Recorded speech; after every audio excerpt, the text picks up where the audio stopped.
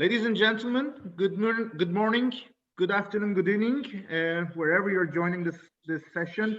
My name is Yunus Sarıkan. I'm the Director of Global Advocacy at ICLE, Local Governments for Sustainability. And today we are having the second part of our discussion on the way towards Glasgow, the climate conference to be held next year. This is complementing a 4-hour session. In the first 2 hours, we discussed about what are the mechanisms, what are the channels, what are the milestones, and what are the priorities of the local governments and municipal authorities on the way towards a multi-level action COP or making NDCs inclusive and collaborative. Now we will have a special discussion with a distinguished list of partners on what is going on in the Marrakech Partnership. It's a new mechanism. What are the campaigns? What are the processes? And we are delighted that we will have presentations from the high-level climate action champions team and the focal points who are managing the process. I will not go too much on the details of the speakers list because we have a time-bounded stress. Our colleague Ramiro Fernandez will have to leave us soon. So therefore, I would prefer that we start with his remarks. Ramiro, we are delighted to have your contribution. In fact, we have been working with you since 2014, the COP19, no, COP20 in Lima. So it is a great pleasure and advantage for all of our partners. So, Florizos, I know you're having difficulties, so give us the overview of the Marrakech Partnership and its campaign. The floor is yours. Thank you very much, Yunus. It's always a great pleasure to be working with you. As you said, all this process about recognizing the role of cities, business, investors, and regions under the UNFCCC, it increased a lot in 2014 in the COP20 in Lima, where I had the privilege to work as an advisor of the COP president at that time. And since then, the evolution of the action agenda under the UNFCCC has grown and evolved substantially. And the Marrakech Partnership, who was launched in 2016 by the high-level champions at that time, it has the role and the aim to connect and engage what we understand as non-state actors under the UNFCCC with the formal process. When the high-level champion of Chile took place last year, and he met the Marrakech Partnership, he decided to focus and prioritize 2 different initiatives and sectors. One being the long-term pathways, and the second one, the Climate Ambition Alliance. So let me share with you a little bit more of how that process has evolved and where we are now, and which are our plans on the road to Glasgow next year. The pathways, the role of the pathways.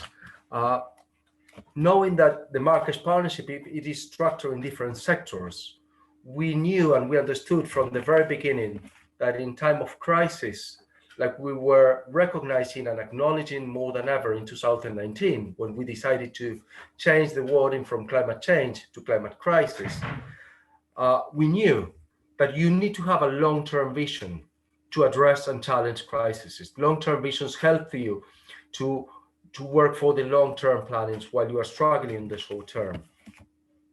And for that, asking the leading institutions of the global community that works on energy, transport, finance, and industry to develop and structure a pathway on this long-term vision and to show the world how this desirable future should be constructed, should be developed, so we can move and change our perspective from addressing the climate crisis just as a burden and identify which are the opportunities to building this better future and this better world that we all need for a 1.5 climate resilient world.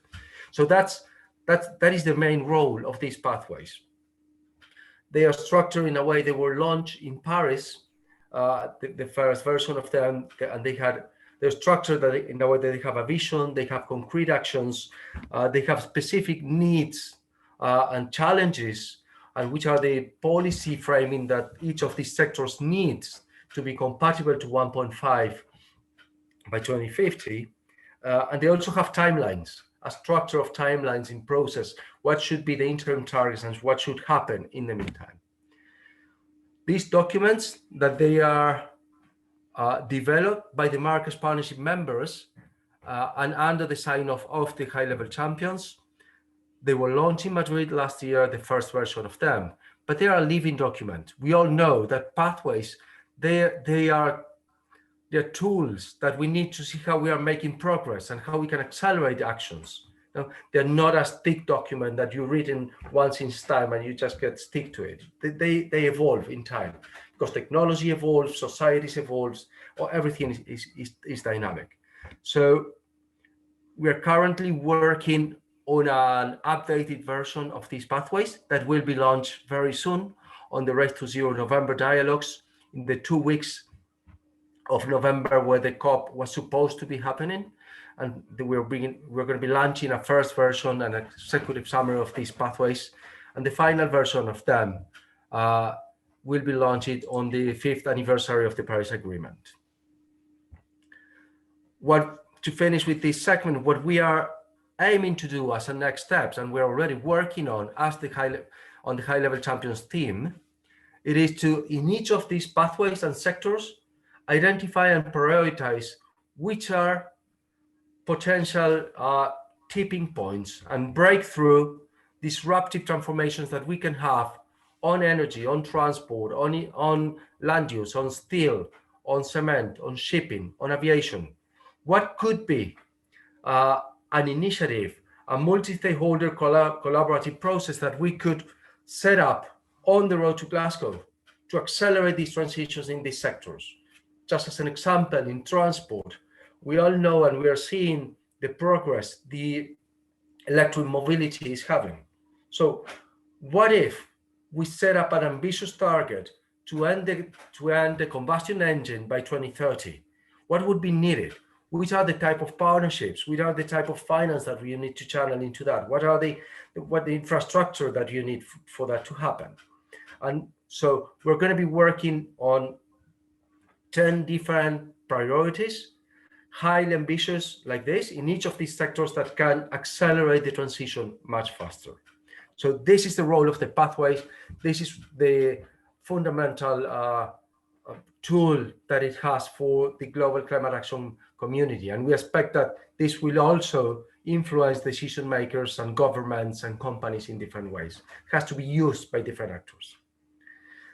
The second initiative prioritized by the high-level champion of Chile when he took place, it is the Climate Ambition Alliance, which is that now evolved into the Race to Zero campaign. But let me tell you this evolution and how it happened. And again, the understanding and the idea of the Climate Ambition Alliance, it is that in a time of emergency, of climate emergencies, as we are going through, you need to recognize those who are leading the way, those who are the most ambitious, the most committed, and those who are fundamentally moving forward and trying to accelerate action on the transition as much as possible. We all know that the IPCC report, the 1.5, told us that if we want to remain at least 50% of chances to be under 1.5, we need to be net zero by 2050 at the latest, and hopefully sooner. So with that in mind, and having Chile the leading role on the mitigation track of the UN Climate Summit, hosted by Secretary General last year, at the summit, Chile launched the Climate Ambition Alliance, being the first time that you have all actors of society together committed under the same goal. So there we have governments, cities, regions, business, investors, civil society committed to be net zero as 2050 at the latest, or hopefully sooner.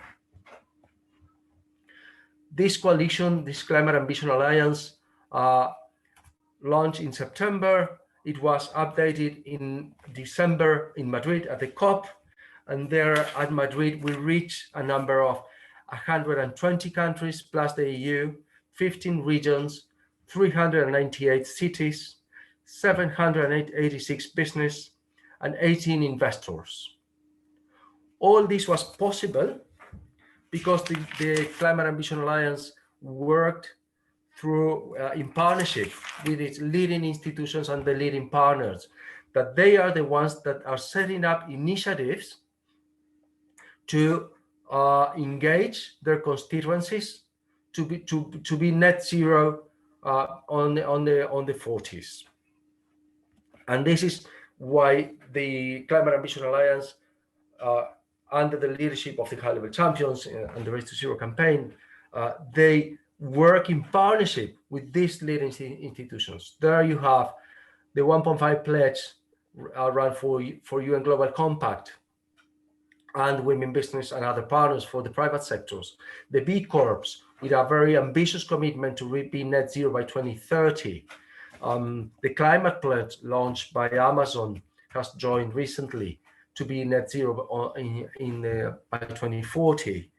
In case of cities, we've got C40 with deadline 2020. We've got ECLAY working and setting up an initiative. We've got a local network of Argentinian local governments, La Red Argentina de Municipios contra el Cambio Climático. And we're working with many others, the Net Zero Asset Owners Alliance for Investors and the two coalitions for regions. And they are the leading partners. And they are the ones who have to be accountable of the commitments made by different constituencies and different actors. When the high-level champion of Chile, of UK, joined and took on board, we decided to strengthen this initiative, particularly for non-state actors. So we already have all these countries in place. So let's focus and increase the numbers of non-state actors. They set up an extremely ambitious goal for Glasgow, which is to increase the numbers that we reach in Madrid by 10-folds to Glasgow. And at that time, we didn't know that Glasgow was going to be in 2021. But as you can see, we have very ambitious champions there. So we set up for that a process to set up a campaign, a Race to Zero campaign. This campaign was launched on the 5th of June, as a campaign to engage more non-state actors to reach the net zero targets. And on the road to launch this campaign, we also work with all the existing partners that I just mentioned, that are the partners of the Climate Ambition Alliance, to align and define a minimum criteria of what does it means to be part of Race to Zero, which are the minimum components that are required for you to be possible and part of Race to Zero. And that's why we reach, after 2 months of working and having different workshops and sessions, we reach an agreement among all of us to prioritize these 4 Ps that you can see there. We call them the 4 Ps. As an easy way to follow these are to set up a pledge, a plan, proceed, to take action immediately, and to commit to publish, to report. The pledge, as you can see there, and it is on screen, has to be hopefully in the 2040s or sooner. We use this as our mindset. We know we have to be by 2050, but we need to have the pioneers there. So 2050, the latest, and hopefully sooner. You need to set up a plan with an interim target that has to be at least by 2030, and hopefully to reach a fair share of 50% of the global reduction emissions, which is what science tells us that is needed. We need to do. You need to show that you are taking action to commit these goals, and you need to commit to publish and report the progress that you are making, hopefully through one of the existing initiatives that is reporting under the UN Global Climate Action Portal, or well known as NASCA, because it was launched in Lima in 2020 with UNOS there and us. So these are the 4 Ps. This is the minimum criteria to be part of Race to Zero. And we are currently working with all the initiatives to align their efforts and the work under this criteria. The latest update of the Race to Zero was done in September on the New York Climate Week. Just for you to know the evolution there, we already have over 1,100 companies committing on the Race to Zero, 45 investors representing $5 trillion committing to align all their portfolio to be net zero by 2050, and already taking more interim ambitious targets. We have 22 regions and 452 cities. So as you can see, we are making progress. There is evolution going on, but if we want to reach the goals of the champions, we will need all of you to support us and to engage and to commit under net zero, hopefully before 2050. So with this, Yunus, I go back to you, and thank you very much for the leading role of ICLEI in setting up there in cities. Thank you, Ramiro. It's a great pleasure, and thanks a lot for this opening remarks and the background and the vision, and congratulations for your enthusiasm, your perseverance over these years. I think that's a great example of that committed individuals are the ones that are making the committed parties, the committed United Nations. So congratulations once again. I know you have to leave, therefore we will not keep you too long. Whenever you want, you can leave.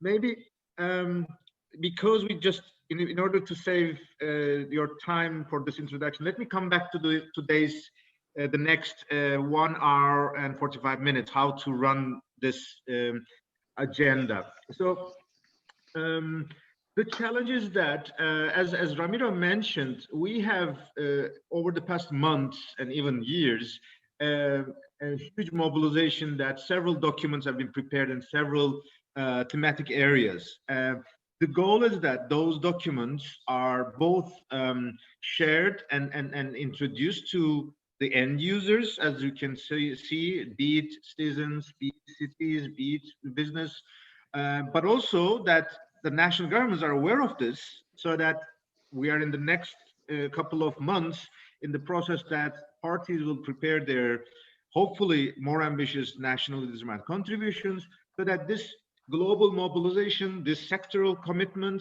could also inspire some of those nations to make their climate plans more ambitious, hopefully. That is our ultimate vision.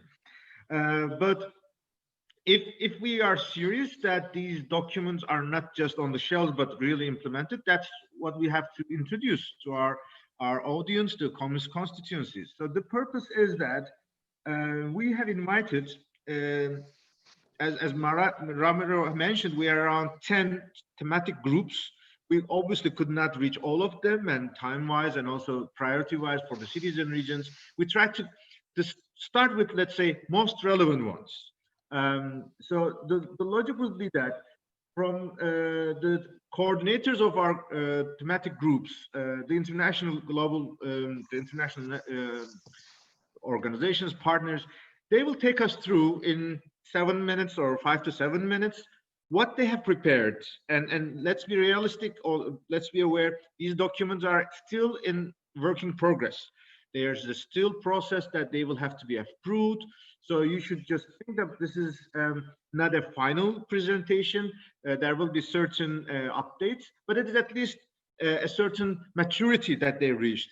The logic would be that once we hear from the global perspectives, then we would go back to our partners in the Latin American region, because that's exactly why this event was designed for that. We will start with representatives or networks or partners that they will comment and on what they have heard. And let me tell once again, none of them have seen these documents before. So they are literally listening and taking note today, as all the audience of this sessions. Therefore, we are not expecting them to make well-prepared statements, but rather, being that on the ground at local and regional governments or cities and regions, what they are sharing in their regions, in their cities, in the Latin American context, how that they could relate their work, how can they find themselves into this process, any ideas, any suggestions, so that this is a dialogue, this is a collaborative work. Afterwards, we will try to open the process also this session to attendees of this session, especially from the Latin American partners. Obviously, we have a huge challenge of the language. So the good news is that the moderator, once we finish the first round, will be the moderation will be run by Jordan Harris from the COP25 presidency. So he will do his best to make the linkage. For example, the moment when he starts to take over moderation, he will start to speak in Spanish, so that the representatives will react to them in Spanish. The partners, the global partners like me, they may not know Spanish as such, but at this stage, the goal is that the good news is that the partners are they know English, they can speak English. So what they will hear from the global partners, they will digest and they will react in Spanish. And Jordan will try to also make this interaction in Spanish. And because of his moderation role, he could then maybe invite colleagues to some of the feedbacks he heard, then communicate this to the international partners in English. As you have seen, this is a work in progress. It is not perfect, and we are bounded with technical and limited conditions that we don't have simultaneous translation.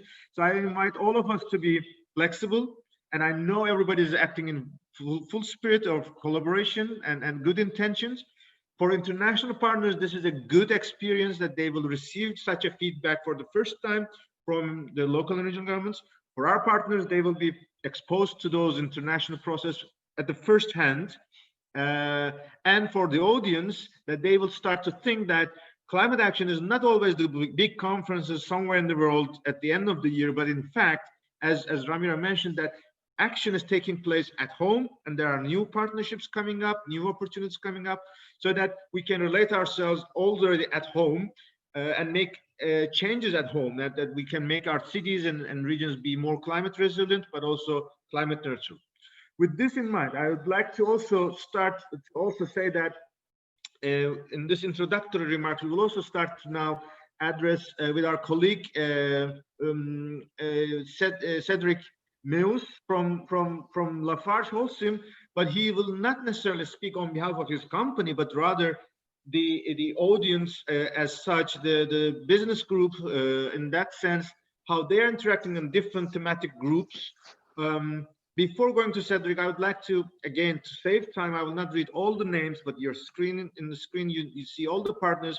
On behalf of ICLE, the partners of the Daring Cities, also the Marrakech Partnership, I thank you all for your efforts, not just today presenting it and your timing to reserve and share with us, but also your mobilization as a group over these months. We have been part of the human settlements and other processes. It is a volunteer work. It is really an innovation, and we know that at the end of the day, this will serve both to our national governments, but also cities and the regions, but also citizens and stakeholders as well. So let's now hear from Cedric how the business community is an actor of this process. And once again, Cedric, thanks a lot for your intervention and participation. Yunus, thank you. Can you hear me properly? Very good. Very good. So my name is Cedric Demeis. I work for Lafarge Holcim, an international building materials company. I'll give you a broad, let's say, business perspective, but just for the sake of clarification, I don't represent anyone else than myself at Lafarge Holcim. I don't speak on behalf of a broader business representation. Now, perhaps the first point I would like to make is that as a business, we've joined the race to zero very recently and signed the UN Global Compact 1.5 degree ambition pledge. And in that respect, the Marrakech process and the climate action pathway become more relevant than ever. And that is the case for all of the colleagues I have exchanged with that are engaged in this race to zero, because it is, as Ramiro said at the beginning of his intervention, this is an efficient way to bring back the international negotiations and the parts of the international negotiations that are relevant to business and translate that into what we need to do as business in order to fully integrate the ambitions of the climate negotiation and the Paris Agreement into what we need to do at the industrial level. Now, being from industry, I've focused very much on the industry pathway that was published. And granted, this is quite a generic pathways, and it provides, although authoritative, it provides rather generic recommendations on what are the next steps on 2030, 40, 50. But I think through what Ramiro said as well, we could see that what they've launched is a process, because we are in the process of moving from a generic industry pathway to specific pathways for cement, steel, chemicals, and so on and so forth. And that is very ambitious from the climate champion teams, because they need to dive into sectoral exercises and start to dive into the nitty-gritty. And the exercise from a user's perspective is very different from what we do in our own corner. All the sectors have their 2050 roadmap or the technology roadmap or the net zero roadmap. The exercise we start to engage in with the climate champion teams is very different, because you elevate the debate a little bit. And the experiences I've had personally in the discussion with the team of the UK Climate Champion, because for the cement roadmap, as you can imagine, I was invited to collaborate along many other stakeholders, and the work is not finished, I understand. And the point of the discussion in the end, the world is not waiting for net zero cement, for instance. This is not what matters. What the world is waiting for is net zero buildings and net zero construction. And that has been so much more emphasized also through the COVID-19 crisis that we are living around the world. The role of our buildings, the role of our houses, the role of our infrastructure is more important than ever. So from a societal perspective, where we're trying to get is to net zero buildings and construction. And this process, through the pathway process with the UNFCCC, enables us to make the link between the broader overarching societal objectives and what it means and what we need to do in our own sector, and somehow links into some of the work that is ongoing. I see that Ju from UN Environment and Global Alliance for Building and Construction is on your program, and we'll speak a bit later. This is a parallel process, and somehow it enables to join the dots and address the different elements and synthesizing them into an authoritative view, saying, okay, guys, this is what needs to happen, and really challenging us to take a broader view. So very much looking forward to see what they will end up with, because it's very, I find it very bold from the climate champion team to embark into very specific sector specific pathways and really pushing us around. So glad to be participating and happy to collaborate. Excellent, Cedric. Thanks a lot, especially being frank and being really open. I think that purely reflects this new momentum, and that's really what is exciting. We always said that climate emergency cannot be dealt only by national governments. That has been reflected in the Paris Agreement. And we always said that we cannot do it, and we cannot just sit and wait. And so it's also beyond individuals in companies, individual cities, individual networks, but how we can make 1 + 1 more than 3, and how can we reach to this threshold? And that is the whole spirit of the Marrakech Partnership, and to show that transformation is also possible. And I think how to make this possibility quicker, faster, and in much more bigger scale. So Absolutely. Let's go ahead.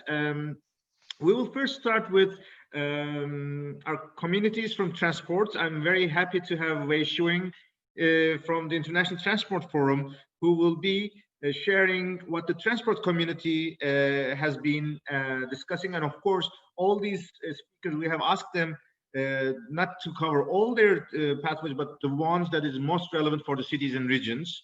So, Beisheng, thanks a lot, and we were very happy to have your participation. So we are eager to hear your presentation about your pathway.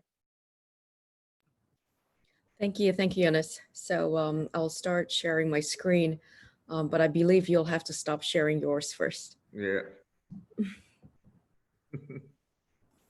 So thank you so much for this opportunity to allow us, the Transport Thematic Group, to share our pathway. And so I will be giving a brief overview of the structure of the transport pathway, as well as some of the relevant actions that will be most applicable to cities and regions. And so for those who are unfamiliar with the pathway, we were instructed at the very beginning of this process to really identify impact areas, key impact areas. And so different thematic groups within the Marrakech Partnership has been developing their own thematic pathways in different forms. But for transport, we have identified 6 impact areas that we think will be most inclusive and most comprehensive in terms of the various modes that exist within the sector and the different types of measures that are currently in place as well. And so the first is avoid, which is avoiding unnecessary transport or to reduce travel distance in general. And the second is shift, which is to shift to more sustainable or low carbon or zero carbon modes. And we have one impact area focused on resilience. So this is really where we hope to develop more actions or to see more actions on resilient transport in terms of infrastructure, systems, and the modes itself. So including vehicles, vessels, and aircraft. And we have 3 other impact areas that are focused on different sectors within transport. So on land transport, which includes rail and road, we have shipping and aviation. And these 3 impact areas on improve is very much focused on the improvement of fuel efficiency, on vehicle and vessel and aircraft technology, as well as on the system efficiency. And so I will, so I've already gone over some of this impact areas in detail, and the most relevant ones to cities and regions are actually highlighted here. Well, so this graph actually shows all the different thematic groups. So it really gives you a snapshot of cross-cutting areas. And there are thematic groups that are more relevant to transport than others. But when we first did this overview exercise, we realized that there are cross-cutting areas between transport and all the other thematic areas that have been identified by the Marrakech Partnership. And some are definitely more aligned than others. And so the color blocks, actually, the colored cells actually show the most robust cross-cutting areas. So for energy, it really exists in almost all our impact areas. And for oceans and coastal zones, it's really very much focused on maritime transport, and then of course resilience. And when we first started developing the pathway in 2019, it was pre-COVID, and so there weren't a lot of, I guess, attention.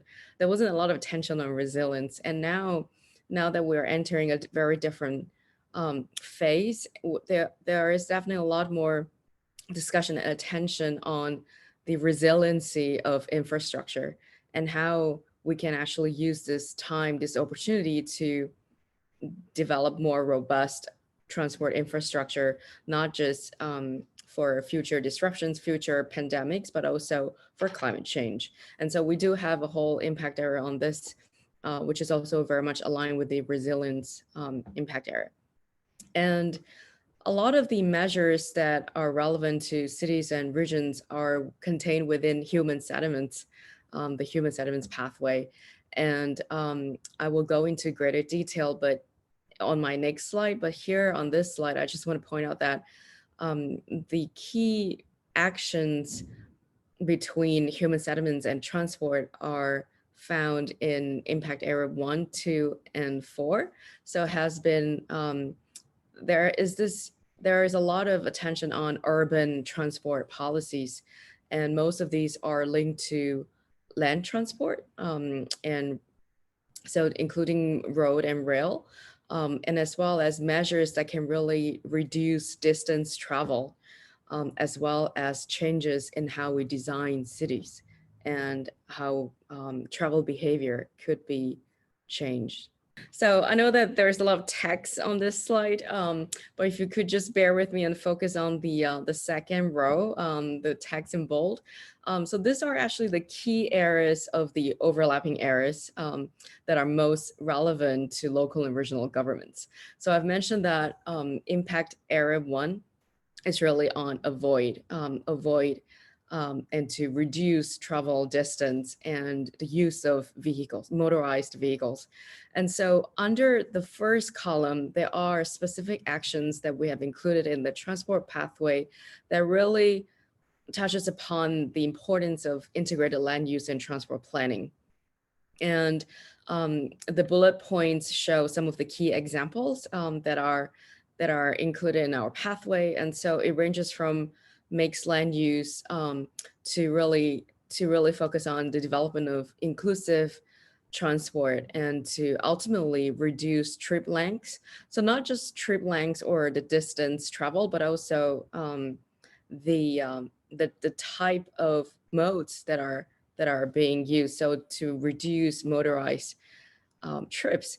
And how can we actually provide incentives to reduce motorized trips? And this leads to second impact, to shift to low carbon modes of transport. So we don't want to deny accessibility, and we want to make sure that we do have an inclusive range of options that are available for all users. And there are key areas where we believe cities would need to start thinking about and to maybe start investing in, and to really improve public transport services in areas that have relatively high density, and to really improve the infrastructure for walking and cycling, and at the same time increase the safety and inclusiveness of transport services, as well as infrastructure. So this really touches upon a lot of the equity issue, the gender equality issues as well. And so these are all included in our pathway. And then next, we have impact area 4, which is on the improvement of land transport. And this really focuses on the energy, the improvement in energy sources that could actually be used in land and road transport. And of course, this is aligned with impact area 2, and to really improve the public transport services, and to also support the shift to better or I guess low carbon or zero carbon energy sources. So with focus on electrification, but also increasing the range of services. So I think for this transport sector, we found that when we increase the number of alternatives, that's when people will start to drive less. And so it's really about creating a more dynamic and interactive transport service and network that will allow users to choose what is best for their needs. And so this also includes shared mobility services, as well as the application of new technologies, and so forth. And of course, the infrastructure that will be required to move to a more well, to a alternative energy scenario. Wait, And then if you can speed up a bit, because we would like to give equal time for all the speakers Sure. as well. Mhm. Yes, and so my last point is on the role of ports. And so this is also very relevant to local and regional governments. And again, we do have specific actions where ports or port cities can actually implement to help increase their role in the reduction of CO2 emissions. So that's all I have. Thank you. Excellent. I think, first of all, thanks a lot. Before going to the next speaker, I think the question that we are trying to explore here is that if there are cities in this group attendees, if they have a plan for a new bike lane or a new bus rapid transit, or if they're a port city, what is for them, what they will get from this process, and what is the benefit, or what will be different than anything before? I think that is the question that we should all ask to ourselves. It's not just for you only to Waishim, but that type of an interaction we need. So if someone takes out of this room, oh, I heard that there is in the UNFCCC an action pathway, what it means for me, how can I make my investments quicker or cheaper or faster? I think that type of a response we would have to, or we should explore. Otherwise, rather than not necessarily trying to convince, but rather for those who are in this process, how would they feel that, yes, something is new coming up and that will make their actions faster? So just a comment from an expert from this discussion. So thanks a lot, and we will hopefully hear also questions and answers as well. The next question goes to the energy group. I'm happy to have Claire from International Renewable Energy Agency. The good thing, transport is of course much more closer to the cities or urban transport, but in the energy, it's always considered as a big investments of fossil fuels. And even we are seeing now there is more and more references, be it renewable energy, be it energy efficiency, and this year's document has much more relevance. So Claire, how can you now share your updates in terms of the energy documents, energy pathway? Yes, thank you, Yunus, and thank you for inviting us. I'm just going to share my screen. So as Yunus said, my name is Claire Kiss. I'm from the International Renewable Energy Agency. And Irina serves as the focal point for the energy group within Marrakech Partnership. We have been the focal point for quite a few years now, and really enjoy this work with our colleagues and beyond. So as focal point, we are of course leading the climate action pathway for energy, as we're going to present today. These are some of the other members of the energy group. So they all provide their own different perspectives and voices to the group, and this has been especially interesting and important for this document because they all provide different, not just perspectives of NGO, international organization, but different areas of the energy sector. And while Irina has a good overview, we benefit from these different perspectives. So all of the work in Marrakech Partnership, especially with the pathways, has been collaborative and inclusive. We try to get as many inputs and views as possible, and requesting interested stakeholders that we worked with to review the pathways so we can ensure that the document is credible and holistic. So I just wanted to show you our vision statement, which is part of the executive summary that was finalized last week. So this vision statement is envisaged to be part of the inspiration behind the pathways, what we aspire to get by following the actions specified in the action tables. So a little bit of a snapshot of our vision. The energy sector is accountable for 2/3 of global emissions. It is therefore a priority sector for global decarbonization. So the energy sector must be decarbonized by mid-century to achieve a 1.5-degree pathway. According to Irina, the renewable energy and energy efficiency can offer over 90% of mitigation measures needed to reduce energy-related emissions.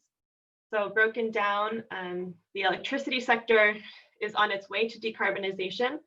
However, end uses such as heavy industry and transport represent a different story. So in these areas, mass deployment of new and smart end-use technologies must be accompanied by investment in enabling infrastructure and improved policies to sufficiently decarbonize these hard-to-abate sectors.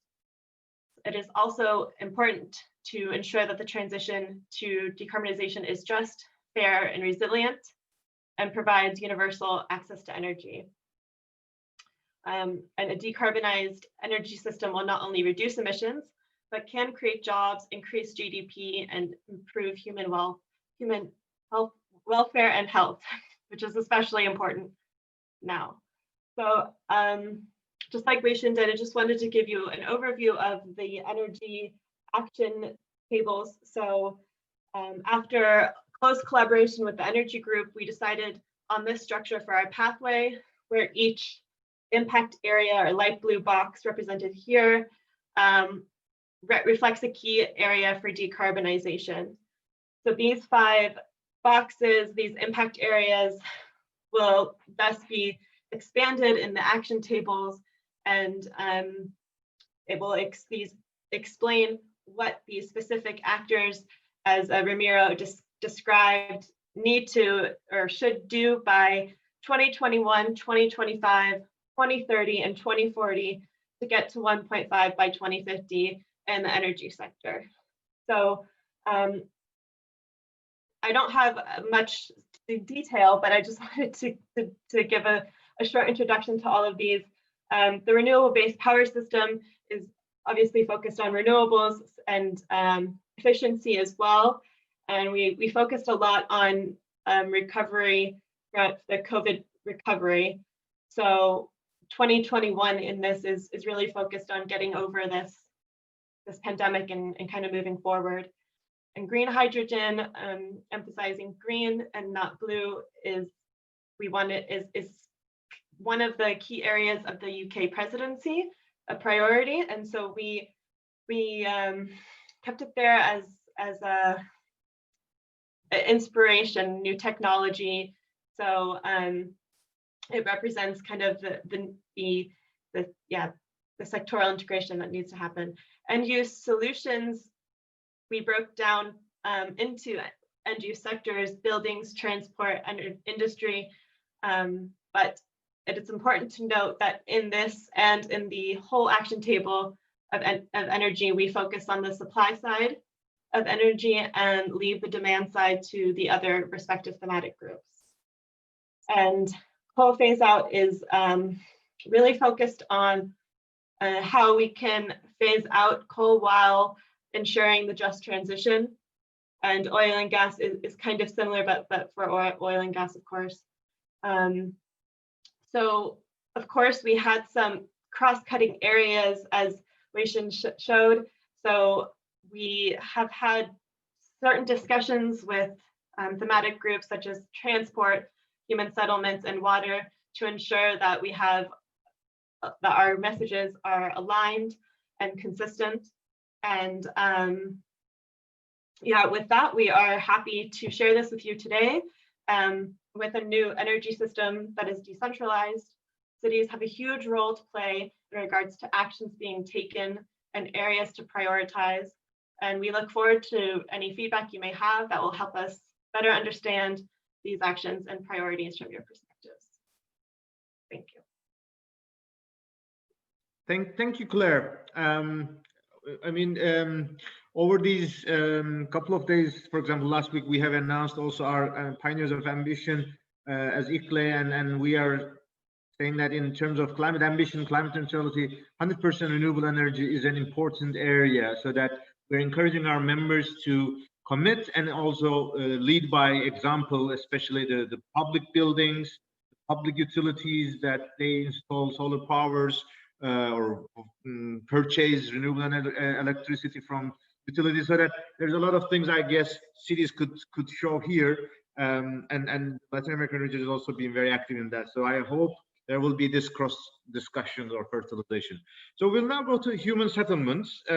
Human settlements have been since the beginning had two main emphases. First of all, the buildings, the residential, commercial buildings.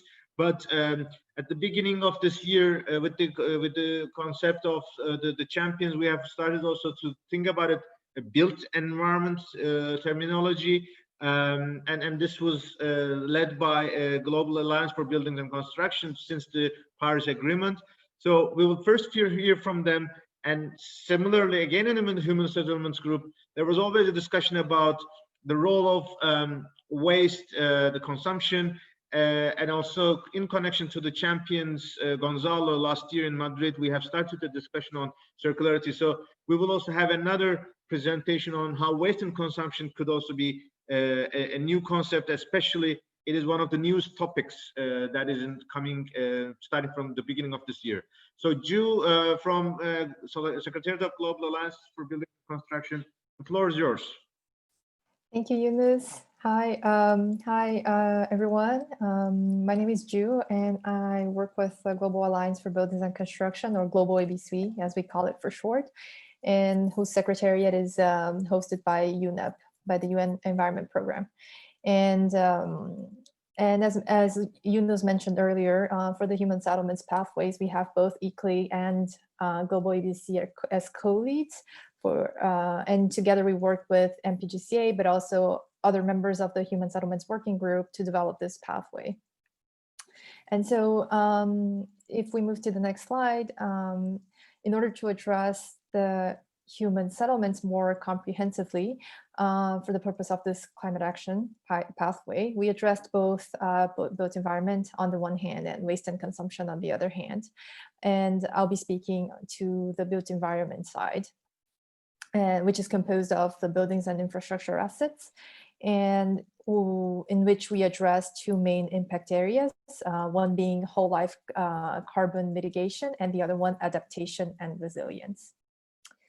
Next slide, please. And so, as you know, these documents they're a product of a very iterative process. I wish I had done similar to Claire and put on the logos of all the organizations that are working with us on the human settlements, but it's a lot. But yeah, as a product of this iterative process, we try to collect inputs from everyone to help build this vision for the future by laying out these concrete actions that can help us get there. And in the built environment side of the pathway, we have consulted with several organizations, and the message was very clear. To decarbonize the built environment across the whole life cycle, we need radical collaboration along the entire value chain of the buildings and construction sector, which we know to be highly fragmented. And in order to do that, we need a common language, vision, and narrative, driving policy and technological innovation to bring us to bring the sector to net zero emissions with the appropriate financial instruments, incentives, and business leadership. So we need everyone working towards the same goals at the same time.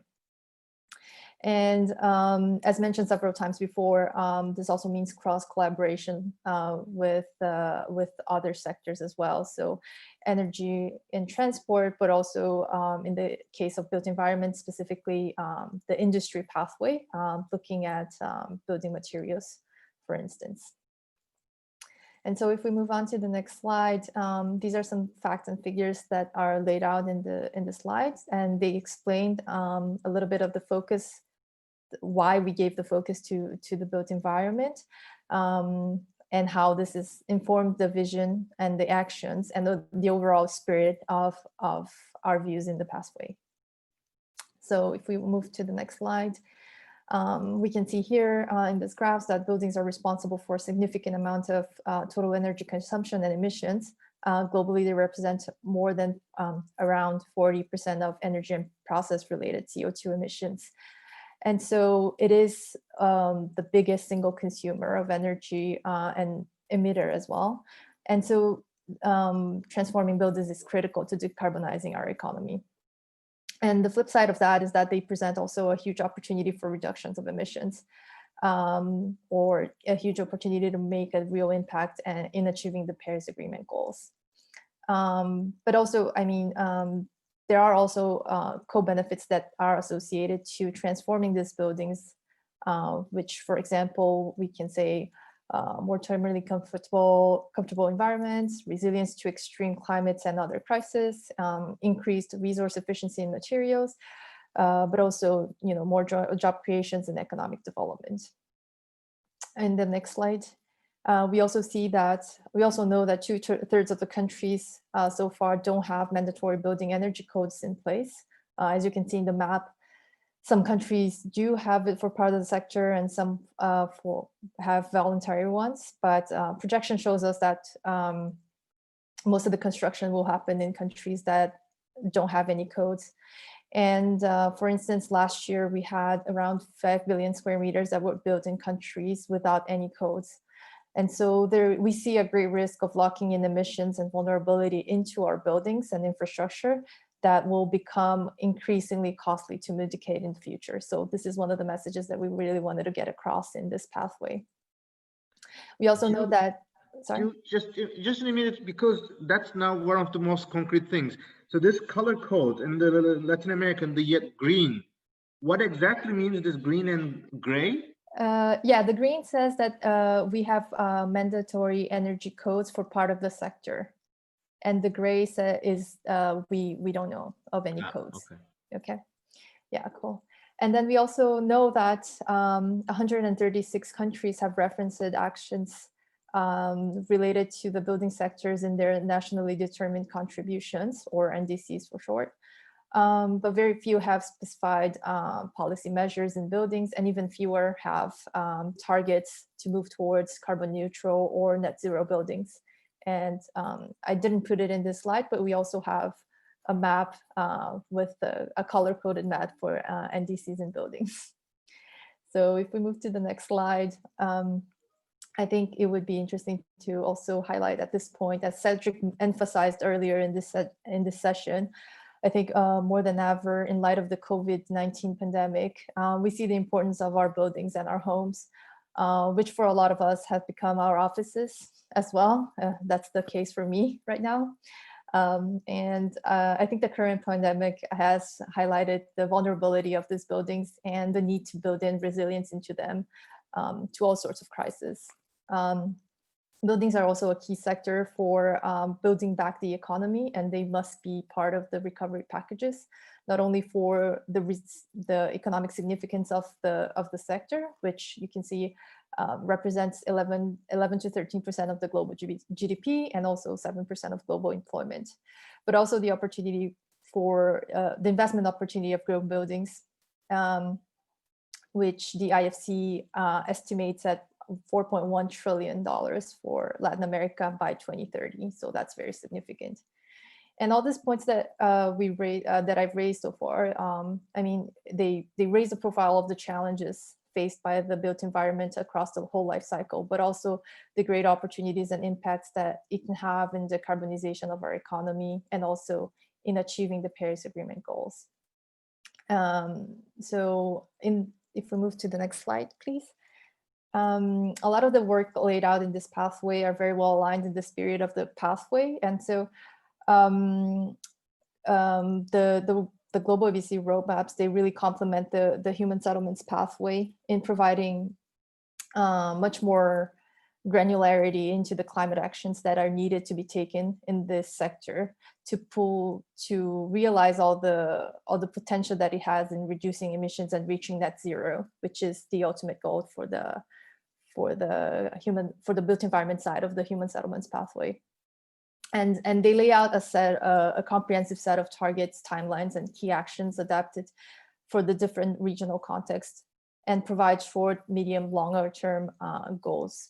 And so I think for this audience, it's specifically relevant to look into the Latin America document that can provide more granular information about how we can get there.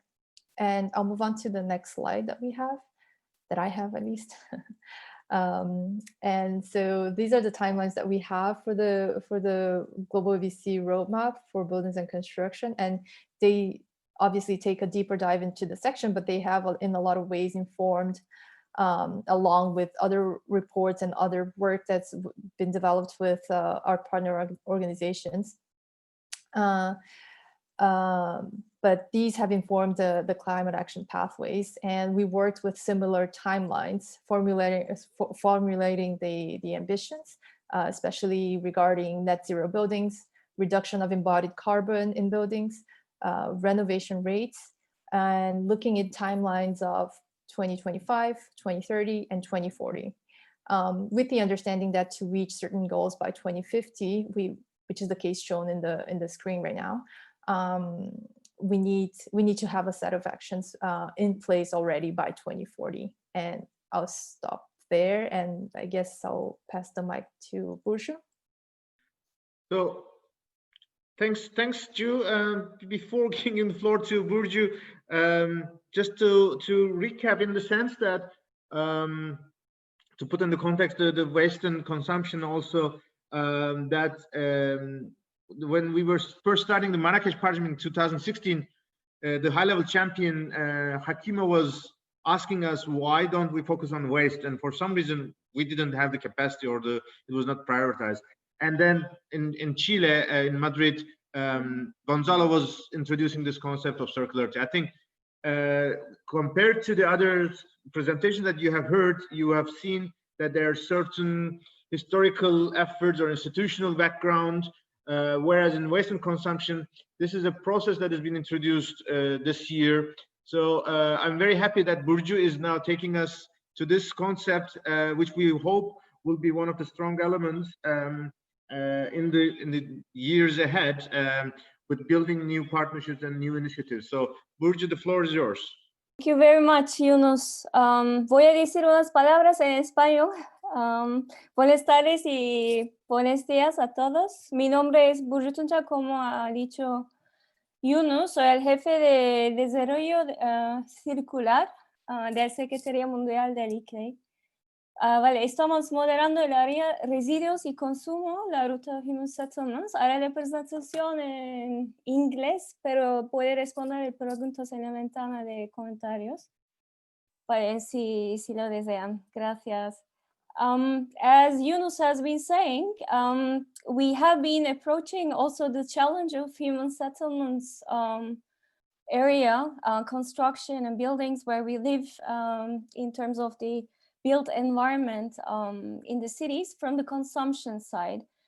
Of course, there is a huge impact concerning the production, design and production of the infrastructure, and there is a need to have circularity in that part. However, the consumption-based vision or perspective offers many more opportunities. The reason is that I think you might have seen, read about the publications, for example, coming from partners like Ellen MacArthur Foundation, colleagues from C40, is that the emissions embedded in the infrastructure is perhaps 45% of what we could tap into. The other 55% is embedded in product and services that we are using in everyday lives. So that's why the consumption perspective, like the embedded carbon in products and services, and how these are provided, used and consumed, and at some point discarded, is very relevant. So the idea of the discussion is, let's tap into this part, and through some focused impact areas. And at ICLEI, but also with partners, we have been looking into concepts like zero waste cities. We have been recently looking into the potential of really low carbon living lifestyles in the cities, 1.5 degree living. And of course, all these efforts, they need to be people-centered. We are talking about consumption, meaning that we have to be inclusive of different profiles, residents in the city. As we see with Fridays for the Future, all the yellow jackets movement, if we are not inclusive of the concerns of different parts of the population, just focus on the GHG reductions, we would fail. So we need to also look into some of those targets. And we found that consumption area is a good place perhaps to place those.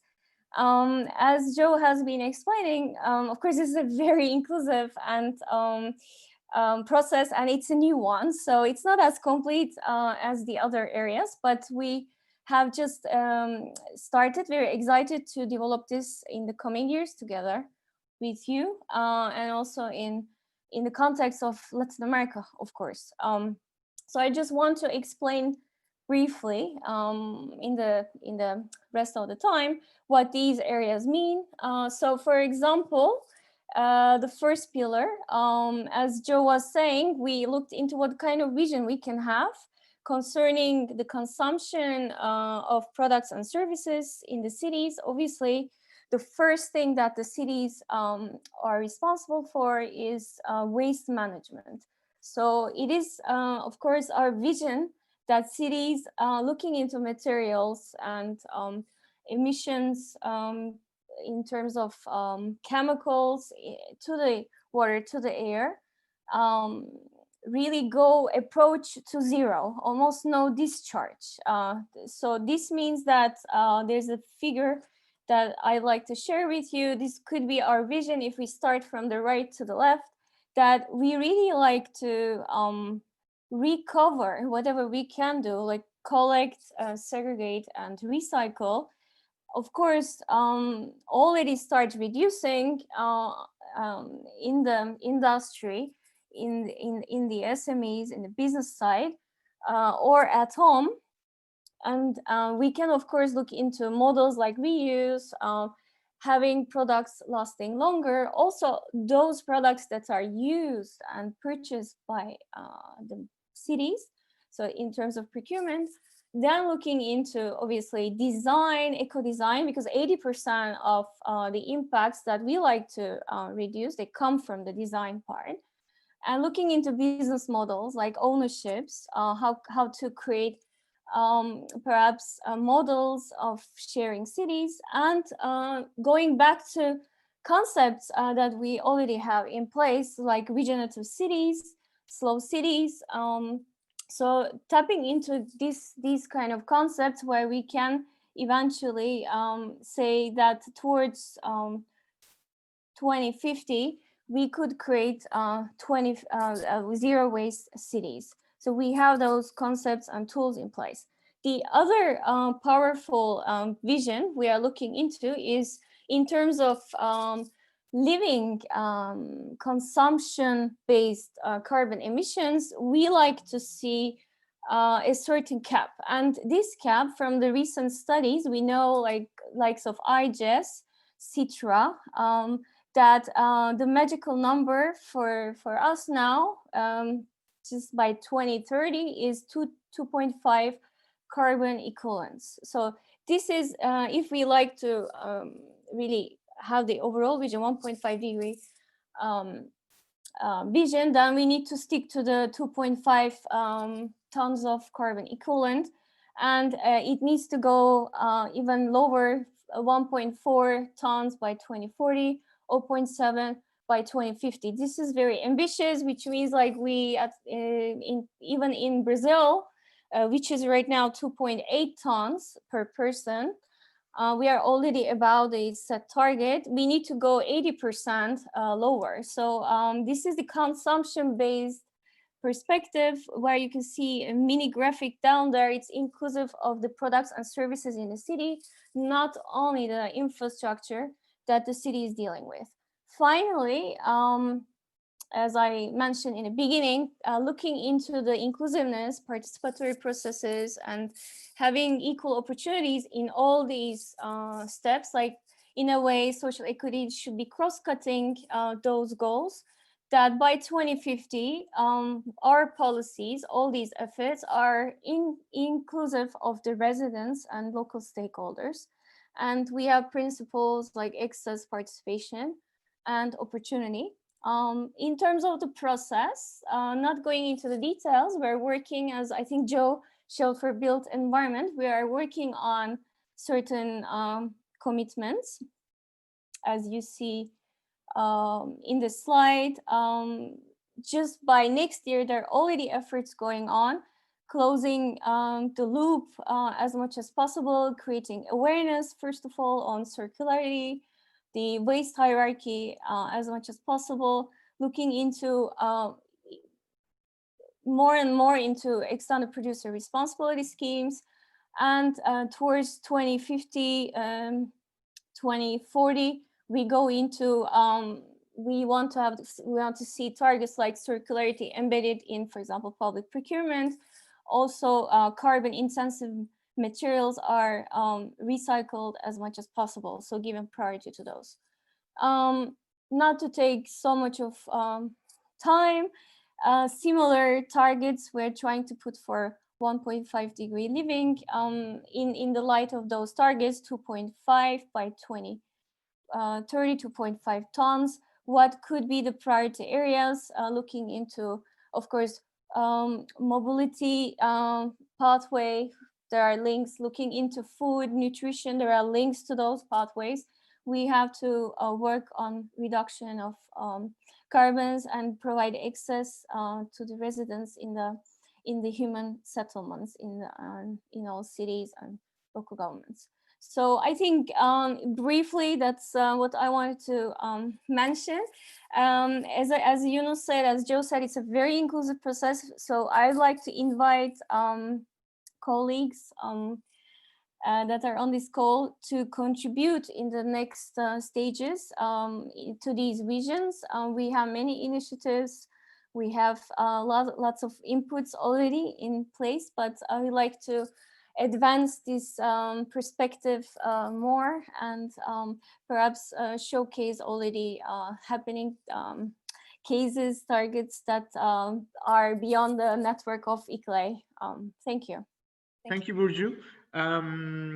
So our last speaker is from the land use pathway, and I'm happy to invite Liva Kaugure from Food and Agriculture Organization. Thank you, Liva, joining us. Okay, thank you for this opportunity to present the land use climate action pathway, and also for being part of this event. My name is Liva Kaugure, and I'm a natural resources officer from Food and Agriculture Organization of the United Nations, and also a co-facilitator or co-focal point together with my colleague Adriana Vidal from IUCN of the land use group under the Marrakech Partnership for Global Climate Action. And together with her and also other stakeholders of the land use group, we have been developing this climate action pathway throughout the last 2 years. And today I will try to give you a brief introduction on where we are today. And also I have to admit that I think this is the first time we presented to external colleagues or people, and I think that's the case also for the other groups. All the presentations and discussions I think have been happening only within the Marrakech Partnership, or also the drafting groups who are more involved in these pathways. So as you know, that agriculture, forestry and other land use sector is the second largest emitter after the energy of the greenhouse gas emissions. And then if we also integrate further the food value chain emissions, or emissions that are produced due to the food production, the estimates go up to 37%.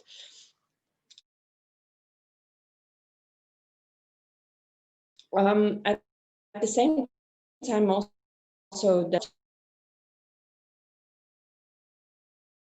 and use a lot of sinks. So, for example, when we look at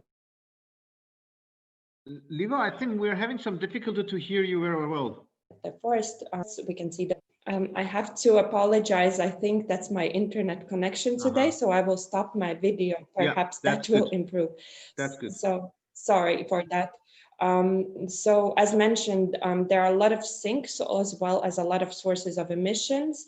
So the sector is very complex. So if we look at the AFOLU sector, but when developing this climate action pathway, we were, for the land use, we were trying also to go beyond just the AFOLU, which looks specifically at the agriculture as the land use and the forest as the land use.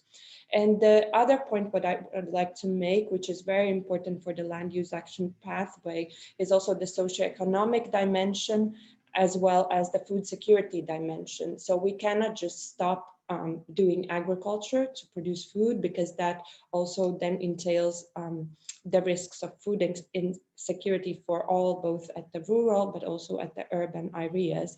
And in terms of the socioeconomic dimension, it's also the aspects of people who rely on the natural resources for their daily livelihoods, both for the agriculture as farming as well as the forests as well. So when developing this pathway, we went into long discussions how to structure it better.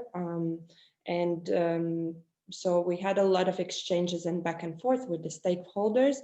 So we concluded to focus on, let's say, so-called subsectors of protect, restore, produce, and the last one, which is more integrated and also has been identified as more cross-cutting aspect, is supply chains, consumption, diets, and waste, where all the other sectors would come in as well. When we speak about the first two subsectors, protect and restore, they are straightforward and they go into impact areas of protect and restore, mainly focusing on the forest landscapes, but also on the grasslands, drylands, peatlands, and potential sinks that can contribute to the mitigation ambition on the Paris Agreement. And then when we speak about the produce subsector, we have divided it into 3 action areas, which one of them is focusing more on the small-scale agriculture and small-scale farming, on this on-farm activities or activities that are taking place up until the farm gate. And the same applies also to the large-scale commodity production. So that goes into large-scale farming as well as the commodities for fuel production and other commodities. And the third action area, which is more interesting, I think, also for you all who are participating in this event, is other land use. And this is something that we, let's say, took from the previous years, which was more focusing on green areas, but now we also want to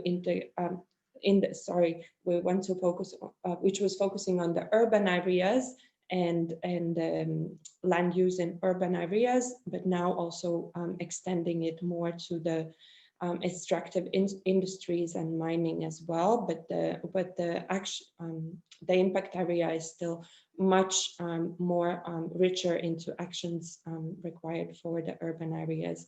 And then lastly, the supply chain and consumption and diets and waste. We are focusing more on what happens beyond farm gate. So it's off-farm agriculture commodity value chain. So basically food, full value chain, including food, but also non-food commodities coming out of the land use, as well as then consumption, diets, and waste, which is more integrated then and more relevant as well for the human settlements aspect.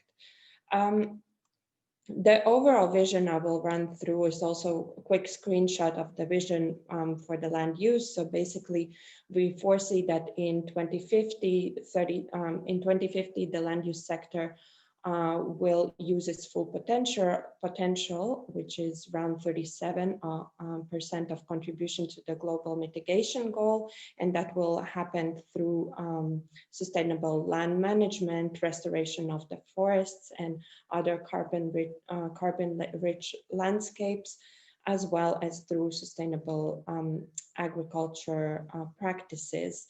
We are also envisioning that the primary forests and other natural territorial ecosystems will be reduced, and this is also a target by UN Decade of Ecosystem Restoration, and the same also applies for the next point, which is a restoration of at least 350 million hectares of degraded lands. And we also foresee that the agriculture and food systems will experience the reduction of greenhouse gas emissions by 25%. And also, lastly but not least, is also that the food systems are economically sustainable and profitable, and it brings broader benefits for society and has a positive neutral impact on the natural environment. And when we look more into what I mentioned, the other land use, and more specifically for human settlements or urban environments, the actions or the vision is focusing more on improving the quality and quantity of urban and peri-urban forests and green spaces to maximize the provision of ecosystem goods and services to the cities and their city residents. Also, what is important, or what we see, what needs to be done in the urban environments, is increasing the adaptation of sustainable and climate resilient practices of technologies to increase local food production in and around cities and promote shorter supply chains, as well as reducing to reduce the greenhouse gas emissions. And lastly, but not least, is also to produce sustainable and inclusive urban food systems. And this also would include not only looking at the farm to fork, but also beyond what I was mentioning, the waste management. And there is also a lot of potential for the circularity, not only for the organic waste, but also for the other waste management systems, and then contributing to the overall vision of the land use. So that would be it.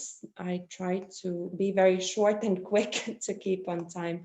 Thank you very much. And if you have any questions, and as mentioned also by other speakers, we're trying to be very inclusive. So if there are any feedbacks or inputs or further contributions, we are very open, and we would very much welcome any of them, as this is very comprehensive work. Thank you. Excellent, Liva. Thanks a lot. So thanks all of you, all the colleagues from international organizations. So I now would like to hand over to Jordan, knowing that we have half an hour left. It may be good, maybe you can have with these 4 invited colleagues from CC35, WWF Mexico, South America, and maybe you can spend don't recommend you to go into specific of all of them, but thinking that this is your first time hearing it, maybe one thing you could think about it, what are the best examples that you can think of sharing from Latin America that comes to your mind? And what exactly the most important urgent change you wish to see that is incorporated to this further looking this action areas? That could be one thing. It could be good if you can discuss 20 minutes, and maybe the last 10 minutes, Jordan, you can share to our colleagues from the different organizations a brief summary, but I feel obviously we can follow up later on. With this, in the Q&A, I see one colleague from Mexico, but maybe colleagues from Mexico Secretariat, they can be familiar with her, Miriam Stania. Yeah, I don't want to further consume too much of your time. Good luck, and thanks a lot. We were eager to hear your results in 20 minutes. Okay, thank you very much, Yunus. And I will switch over to Spanish. That's okay, yeah? Okay. Bueno, muchas gracias a todas y todos. Bienvenidos a esta parte de la reflexión desde la perspectiva del continente de América Latina respecto a lo que acabamos de escuchar por parte de los actores internacionales, quienes están directamente involucrados en el desarrollo de los senderos de neutralidad de carbono hacia el año 2050. Yo no quiero alargarme mucho porque yo creo que lo más importante aquí es escuchar desde la perspectiva de los diferentes socios de las redes latinoamericanos, ¿cuál es su perspectiva? qué es lo que acogen, desde lo que se acaba de escuchar, pensando en los desafíos que tenemos por delante en los sistemas de transporte, por ejemplo, hacia el año 2050, que es un tema sumamente importante en muchas de las grandes ciudades y también ciudades medianas, por ejemplo, en América Latina. El sector energético, que es un tremendo desafío, donde tenemos mucho que hacer, especialmente en los países en la región, quienes están más dependientes de fuentes de carbono, digamos, para sus fuentes principales de energía. Esta transición hacia la energía sostenible, renovable, ciertamente es una prioridad. Y también sobre los asentamientos humanos, tanto por el ángulo del entorno construido, de cómo podemos asegurar que tanto los edificios a futuro como también los edificios actuales, ¿cierto? Pueden ser retroconstruidos, digamos, para incluir nuevos criterios de sustentabilidad que nos permite llegar a estas metas ambiciosas que nos han presentado aquí, como también por el lado de la gestión de residuos y el consumo como un elemento importante. Y finalmente también respecto al uso de suelo y la importancia de cambiar nuestro sistema agrícola y de consumo de alimenticia. Entonces voy a empezar con Verónica Arias, quien es la directora ejecutiva de la red CC35. Esta es una red de las principales ciudades capitales de todo el hemisferio occidental, para que ella nos pueda contar un poco cuáles son para ella los puntos más importantes que pueda resaltar y cómo esto vincula con las distintas actividades que se está implementando desde la red CC35 en la región. Así que adelante, Verónica, the floor is yours. Gracias. Gracias, Jordan. Voy a tratar de ser rápido porque quiero dar espacio también a mis colegas. Me parece interesante la perspectiva de hablar en español. Creo que es importante porque realmente la región necesita elevar las voces en español, en portugués y obviamente en francés y en holandés, si es que queremos integrar a todas las Américas. Entonces, a futuro hay que hacer un ejercicio así. Breves comentarios sobre los pathways que se mencionaron. En relación a todo lo que es el transporte, creo que hay un reto muy impresionante en toda la región y creo que el contexto de la pandemia nos ha ayudado a entender lo importante que es vincular el tema ambiental, el tema de la calidad de aire con el tema de transporte. Tanto es así que muchas de las ciudades como Bogotá, como Quito, como Santiago, como México, han incrementado muchísimo los kilómetros de vías alternativas para peatonizar o para bicicletas. Entonces, eso ha sido un tema fundamental y creo que cada vez más hay que unir la concepción de calidad de aire, calidad de vida y la conexión con la naturaleza con relación a las alternativas de movilidad. Y eso ayuda muchísimo a facilitar también todo lo que son alternativas de movilidad sostenible y ir hacia menos combustibles, ¿no? Es decir, las alternativas de energía limpia, electromovilidad, etcétera, etcétera. Entonces, esa conexión creo que tenemos que lograr hacerlo mucho más profundamente en todos los países de la región, con estos highlights que tenemos en las ciudades.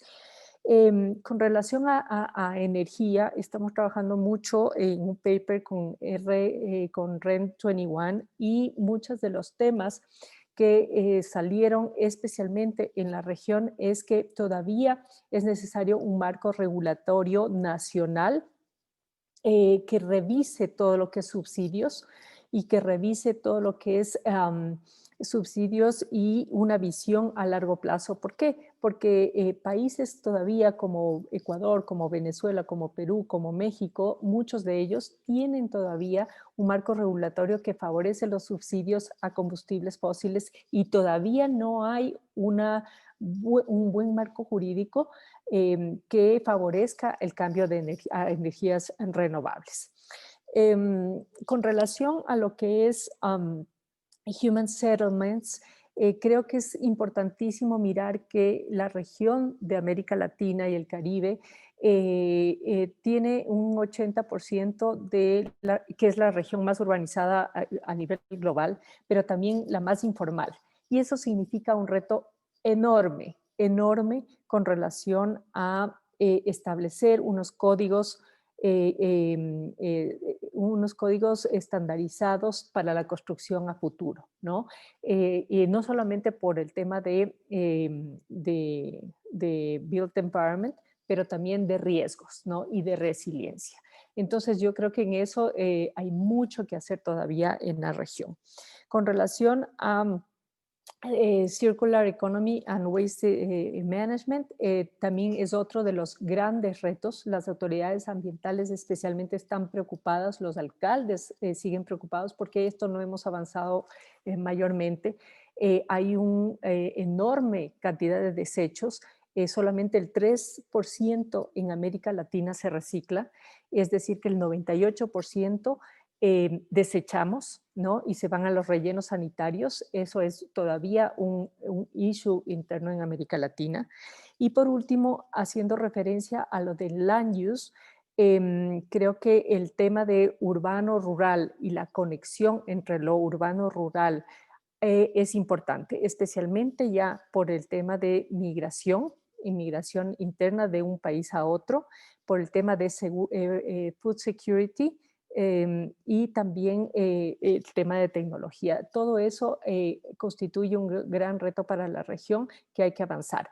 Y como overall, creo que los pathways tienen que ser localizados de mejor forma, porque si bien es cierto, entendemos de manera global, pero la realidad de cada región y de cada país es diferente. Hasta ahí. Gracias. Buenísimo. Muchas gracias, Verónica, por tus reflexiones. Muy, muy interesante e importante tus observaciones, especialmente respecto a los desafíos que son particulares, ¿cierto?, de la región de América Latina y que, claro, que de alguna manera transcienden algunos de los metas que tenemos en cuanto a la formalidad, ¿cierto?, de cómo abordamos estos desafíos desde estos grandes ámbitos de informalidad que tenemos como característica de gran parte de la región. Ahora me gustaría pasar la palabra a Cintia Menéndez. Cintia es coordinadora de Ciudades Sustentables de la WWF en México. Entonces, Cintia, te paso la palabra para que nos pueden compartir tus reflexiones sobre lo que hemos escuchado. Así que adelante. Muchas gracias, Jordan, y gracias por la invitación. Pues a mí me gustaría retomar un poco lo que comentó Ramiro al principio, ¿no? De la importancia de los actores no estatales en general. A mí me parece que en Latinoamérica hay muchas ciudades que han tomado el liderazgo, ¿no? Como Santiago, como Ciudad de México, Chile, Bogotá, Medellín, Lima, etcétera, ¿no? Hay varias que ya han tomado ese liderazgo y que ya están apuntando gracias al trabajo que han hecho con algunos otros socios, como C40, por ejemplo, como ICLEI, como nosotros, en donde hemos empujado para que vayan por el nivel más alto de ambición, ¿no? Y entonces sus planes de acción climática ya están apuntando a ese 1.5 grados y ya están mostrando ese liderazgo que es importante. Sin embargo, pues muchas veces se queda un poco en la parte de planeación, estrategia, que incluso pueden ya tener esa visión a largo plazo, pero falta aún entender cuál es la corresponsabilidad y el rol del resto de los actores no estatales para lograr el cumplimiento de esos planes ya tan ambiciosos, ¿no? Entonces creo que ahí es donde tenemos que seguir entendiendo y tejiendo esos hilos para saber cuál es nuestro rol como sociedad civil, cuál es el rol de la academia, cuál es el rol de las empresas, por supuesto, que también hemos visto que han mostrado liderazgo igual apoyadas por varios otros socios globales, pero coincido también con un punto que decía Verónica, a veces entender y manejar la agenda a nivel macro y global es relativamente más sencillo, pero cuando tratas de bajarlo al detalle y al nivel local es cuando se empiezan a complicar las cosas, ¿no? Y entonces es cuando ya tienes que entender bien cuál es el rol, las limitaciones de cada particularidad de cada ciudad y cada tipo de actor. Entonces, precisamente lo que nosotros estamos haciendo desde WF es empujar a que las ciudades sigan buscando ese nivel más alto de ambición, tratar que las que ya están ahí jalen a las otras, que creen esas capacidades que se necesitan, obviamente con el apoyo de ICLEI, de CDP, de todas estas socios globales que tienen esa capacidad técnica y que nos pueden ayudar a empoderar a las ciudades, pero al mismo tiempo también buscamos el empoderamiento de los otros actores no estatales. Entonces, por eso formamos las alianzas para la acción climática, en donde buscamos que nos unamos todos estos actores de diferentes, ¿no? de constituencies, como se dice en inglés, ¿no? Que podamos trabajar de la mano y entender cuál es nuestro rol para cumplir esos planes ambiciosos, que no dejemos que todo recaiga en el gobierno, sino que entendamos cuál es nuestro rol, cuál es nuestra responsabilidad y cómo tenemos que cumplir nosotros con esas propias metas y apuntar a ese nivel de ambición más alto. Y esto, por supuesto, pues está perfectamente diferenciado en estos pathways que nos decían, ¿no? ¿Qué tiene que hacer en el sector transporte? ¿Qué se tiene que hacer en el sector energía? ¿Qué tenemos que hacer ahora nosotros incluso como individuos, como decíamos, desde nuestras casas, que ahora son nuestras oficinas? Entonces, tenemos que entender, asumir esa corresponsabilidad y empezar a actuar de forma individual, pero también de forma colaborativa. Y a mí me gustaría traer a la mesa un ejemplo de algo muy puntual que ha sucedido en la Ciudad de México, que llevamos años hablando de electromovilidad, tratando de implementarlo y ha sido muy complicado por muchas razones, y que finalmente hemos logrado que haya un primer bus eléctrico en el Metrobús, gracias a esa colaboración multiactor, en donde el gobierno de la Ciudad de México mostró el liderazgo, el compromiso, la perseverancia, pero también el sector privado se involucró de forma activa, buscando cómo sí lograr que se implementara.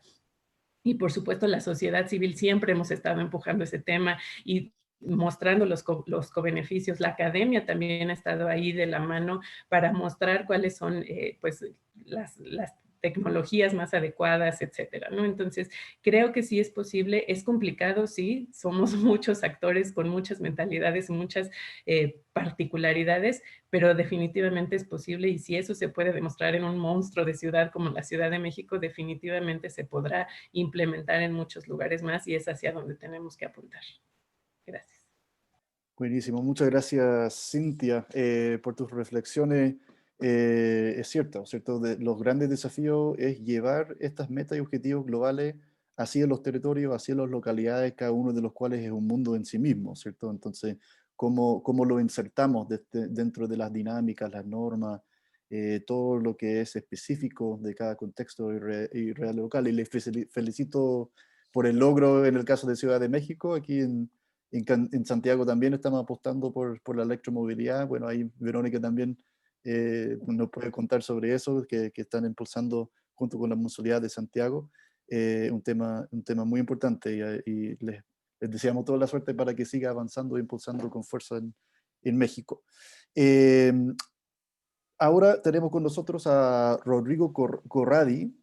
Rodrigo es gerente de Relaciones Institucionales y Advocacy de ICLEI Suramérica. Entonces, Rodrigo, ahora te paso la palabra para que ojalá nos puedan compartir desde la perspectiva de ICLEI en Suramérica cuáles son los principales desafíos y reflexiones que puedan generar viendo estos senderos hacia 2050 en el contexto del Marrakech Partnership. Así que adelante, Rodrigo. Gracias, Gordon. Gracias por el espacio de reflexión. Creo que me voy a apuntar en dos pares de observaciones en estos 3-5 minutos que nos restan de reflexión conjunta. Creo que el principal punto, y me gustó muchísimo la perspectiva de Verónica, de hacer un regalo de varias acciones, de dos diversos pathways que nosotros estamos acá a refletir. Y me gustaría de hacer un punto de inflexión, que es que cuando en cada una de las presentaciones que tuvimos por esta mañana, tarde de nosotros, el tema para mí que se queda muy claro es la conexión con la inequidad que nosotros tendremos en los espacios urbanos en nuestra región. Creo que algo que es complejo, y claro que mi compañera Gabriela va a tener una percepción de América Central, México y Caribe. Yo tengo una perspectiva por la América del Sur en nuestra lógica de ICLEI. Es una lógica que intenta también a presentar que nosotros somos América Latina, pero muy diversos entre nosotros, pero que sí, ciertamente, lo punto da iniquidad nos une. Y el punto de la inequidad en los espacios urbanos nos une de sobremanera.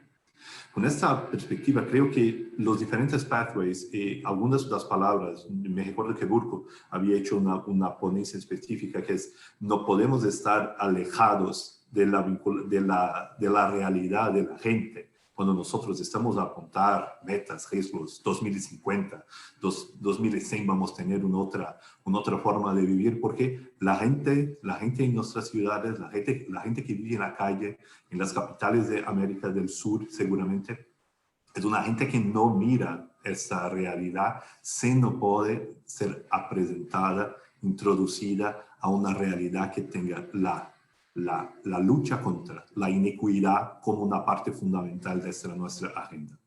Por esto que me da felicidad que diversos puntos de los pathways presentaba la perspectiva de inequidad como algo fundamental. Y creo que esto es algo que nosotros por la región, nosotros por hablarnos de las ciudades, nosotros tendremos que hacer un proceso consciente de involucración. Porque cuando nosotros estamos con una organización, cuando tendremos ejemplos en ciudades tan diversas como que nosotros tendremos acá. Tenemos como unas ciudades como São Paulo, que tiene 200 millones de dólares anualmente para hacer la compra de la merenda de los niños en la escuela.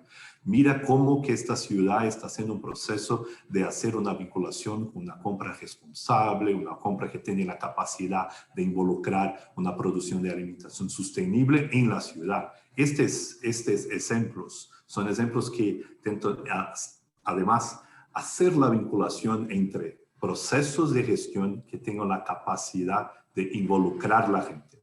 Y con esto, creo que cuanto más los pathways con la perspectiva urbana son siempre como que vinculados. Nosotros cuando hablamos de viviendas con la perspectiva de la sustentabilidad de la vivienda en las diferentes formas. Porque nosotros acá estamos en el espacio donde el presupuesto participativo ha iniciado hace 30 años con la gente que estaba a demandar por viviendas, a demandar a vivir en la basura, y tendría la capacidad de vincular estos dos ejes. Nosotros necesitamos vincular los espacios de la construcción de los pathways con las respuestas muy objetivas que la gente necesita. Por eso que en la región en general creo que estamos además con la intención de los alcaldes, prefeitos, intendentes de hacer movimientos. Creo que en todas las organizaciones que acá estamos teniendo en los últimos 2 años, acelerados por la situación de la pandemia, una situación de conexión con los gobiernos con la intención de hacer los cambios de manera efectiva. Entonces, cuando nosotros tendremos acá Boa Vista, una ciudad en la frontera de la Amazonía, entre Colombia, Brasil, Venezuela, que se ha cambiado la mayor inversión en toda la región en producción de energía fotovoltaica.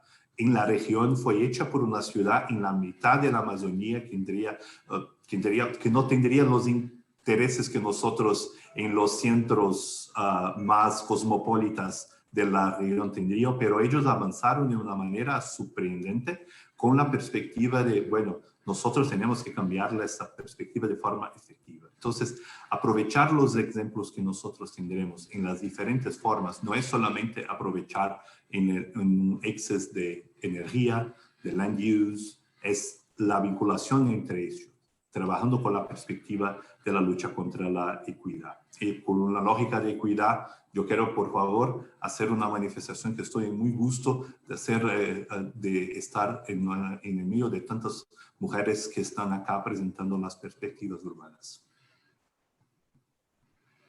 Muy bien, muchas gracias, Rodrigo, por tus reflexiones. Sin duda, es efectivamente la inequidad, algo que une, ¿cierto?, a todo el continente latinoamericano, y que vimos, por ejemplo, en la presentación específicamente del pathway de los asentamientos humanos para los temas de residuos y de consumo, ¿cierto? Un enfoque específico en la equidad y cómo distribuimos, ¿cierto?, la responsabilidad a nivel individual y colectivo de poder reducir las emisiones. Y yo creo que eso es un aporte muy importante que se puede dar desde América Latina como algo transversal que hay que buscar cómo integrar en el conjunto de los pathways.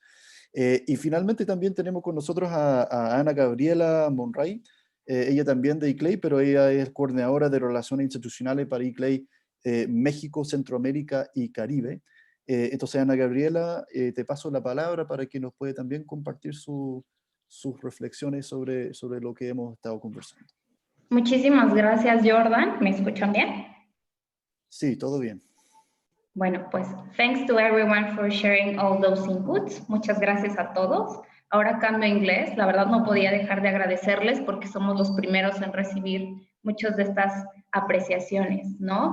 Y bueno, nosotros representamos el Secretariado para México, Centroamérica y el Caribe. Como ya lo han mencionado otros colegas, este secretariado es particular porque tenemos un país enorme con retos de mitigación y adaptación importantes como lo es México. Tenemos una región compleja y diversa a la que el tema de mitigación no les hace tanto sentido, sino el tema de adaptación y resiliencia. Y tenemos América Central, que no puede pensar los temas de las metas para 2030 a 2050 si no tenemos objetivos a corto plazo que tengan muchísima relación con el bienestar de las personas, ¿no? En ese sentido, representando esta región, yo creo que un concepto central que nosotros retomamos y que nos gustaría ver de forma más integral en todos estos pathways tiene que ver con resiliencia o being resilient. Creo que la resiliencia une mucho las agendas de mitigación y adaptación y la prioridad para las ciudades y para muchos va a ser cómo nos vamos a preparar para lo que viene, porque nos han dicho que vienen cosas peores, ¿no? En temas ambientales, en temas sociales, en temas económicos. Una observación que también me gustaría hacer por parte de este secretariado tiene que ver con la narrativa de recuperación. Cuando llegamos con un alcalde, lo primero que tenemos que decirle es, esto tiene que ver con recuperación a corto, mediano y largo plazo.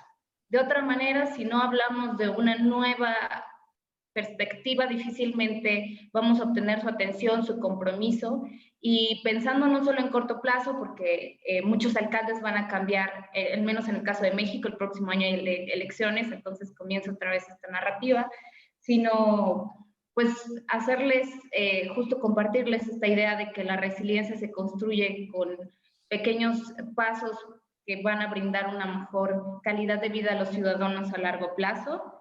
Entonces la narrativa tiene que ser recuperación, tiene que ser resiliencia y tiene que ser algo muy positivo, ¿no? El cumplir metas debe de entusiasmarnos, no debe de deprimirnos. Y creo que a pesar de que vemos muchas cifras y muchas acciones, la narrativa tiene que ser positiva. Lo vamos a lograr porque vale la pena y estamos trabajando para ello, ¿no? Ya mencionaban un poco sobre la narrativa integradora, un comentario súper específico, es que muchos de estos temas tienen que ver con otras agendas globales, tema de biodiversidad, sí, cambio climático, pero también la agenda de desarrollo sostenible, ¿no? Entonces, una sugerencia que yo podría hacer a la presentación que se ha hecho de los pathways es la integración de Sustainable Development Goals con todas estas narrativas, sobre todo en términos de temporalidad. Si yo le digo a un alcalde que en términos de energía queremos llegar a esto al 2050, me va a decir probablemente ya no exista para entonces, pero si yo le digo nos acercamos al 2030 y nos vamos al 2050, las agendas integradoras en materia de tiempos va a tener otra perspectiva. Son esfuerzos que van concatenados o van comunicados, ¿no? Eso creo que es fundamental y es una sugerencia que podríamos hacer desde esta oficina. Y bueno, algo que también finalmente no puedo dejar de pasar es la ruta rumbo a la COP26. Desafortunadamente por todo lo que hemos vivido, la COP26 ha pasado a otros planos en los que nosotros como trabajadores de gobiernos locales debemos reforzar la narrativa de que vamos a una COP26 con ciudades, con compromisos y con la implementación del Acuerdo de París ya en la mano, ¿no? no solo porque se cumplen 5 años, sino porque es un antes y un después en materia ambiental. Entonces no debemos de soltar esa narrativa y también ser bastante claros en los objetivos o qué va a pasar en la COP26 relacionado con estos pathways, ¿no? Dando seguimiento a todos los esfuerzos que se ha hecho para reconocer a los non-state actors, involucrando a las empresas. Empresas, sabemos que la recuperación es importante, COP26. Vamos a conjuntar esfuerzos. Están pasando cosas, aunque sea de manera virtual. Nosotros estamos esperando también lo que pueda venir para la Semana Regional de América Latina, planeada en Santo Domingo. Creo que también es un gran momento a nivel regional para no perder de vista lo que ya se había trabajado y también para poner en la mesa las demás necesidades de los gobiernos locales. Y pues bueno, creo que yo cierro con eso mis comentarios generales. Hay mucho por hablar, pero entre más integremos estos conocimientos, los hagamos más positivos y más accesibles a los alcaldes, sin duda vamos a ganar muchísimo más seguidores comprometidos con las agendas para las futuras generaciones. Buenísimo, muchas gracias Ana Gabriela por tu intervención. Y bueno, gracias a todos los panelistas, de verdad ha sido excelente los aportes que han hecho a este proceso y también espero que sea de gran utilidad para nuestros partners internacionales y que sea este un evento, un primer evento, digamos, ojalá de una serie para poder relevar la perspectiva de la voz de América Latina en este proceso de los pathways. Si me permiten a los panelistas, voy ahora a cambiar a inglés para hacer un breve resumen para los English speakers. So finalizing the very valuable contributions from our Latin American partners, I just want to give a very brief summary. I'm going to try and summarize everything. It was a lot of very interesting points and contributions that were made in response to this pathways process. And just to try and summarize, from the side of CC35, we have the importance, right, of connecting air quality and transport strategies, right, in different cities, as well as the challenges related directly to the informality of certain human settlements in the region of Latin America, which I'm sure is the case in many other regions across the world, where changes in codes, while very important and necessary for achieving these goals, are not necessarily going to cut it when we're talking about large urban areas in which there's high levels of informality. And also, Veronica mentioned a theme that was then ongoing throughout the rest of the panel, which is this emphasis on resilience and adaptation.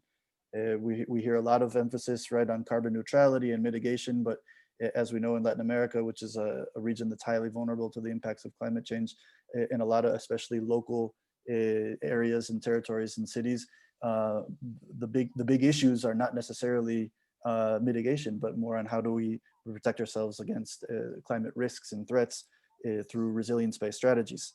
Then moving on to Cynthia Mendes from WWF, we have this emphasis on the importance and this ongoing kind of importance of highlighting non-state actors as essential to this process, and the challenge, right, of how do we create the co-responsibility and in order to further strengthen the role of these non-state and subnational actors in fulfilling the objectives, these big global goals and objectives, right?